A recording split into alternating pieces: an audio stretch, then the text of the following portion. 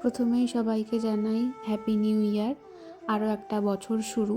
কিন্তু ঠিক আগের বছর বাংলা নববর্ষের সময় আমি এই কুলোগুলো বানিয়েছিলাম আমার এই বসার জায়গাটা একটু সাজাবো বলে। মেইনলি ব্যাকড্রপ হিসেবে এই কুলোগুলো বানিয়েছিলাম, যাতে কোনো অকেশন পারপাসে, বিশেষ করে তখন নববর্ষের সময় যাতে একটু ভালো করে সাজাতে পারি।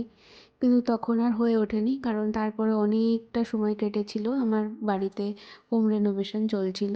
তো যাই হোক, তারপরে তো আর লাগিয়ে ওঠার সুযোগ হয়ে পারেনি। তাই ভাবলাম যে এই নতুন বছরেই এগুলোকে একবারে ভালো করে দেওয়ালে ভালো সাজিয়ে নিই।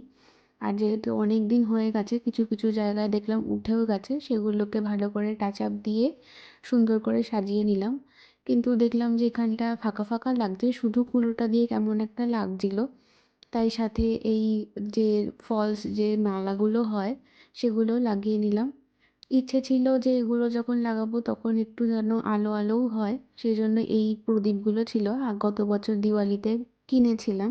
তো সেগুলোই ভালো করে ডাবল সাইডের টেপ দিয়ে আটকে নিয়ে এরকম লাগছে ঠিক দেখতে। আর এখন স্নান টান করে এবার যাব আমার মায়ের পুজো দিতে, কারণ তার পুজো ছাড়া বছর শুরু করা যায় না। তার আশীর্বাদেই এই আর একটা নতুন বছর শুরু করতে চলেছি। তো স্নান টান করে মায়ের জন্য একটুখানি পায়েস রান্না করব। আর মা অন্নপূর্ণার কাছে আমার প্রার্থনা যেন আমার সংসারে কোনো দিনও যেন অন্নের অভাব না হয়। তো এবার যাচ্ছি। আর বাগান থেকে আজকে যত ফুল আছে সবই তুলে নিয়েছি।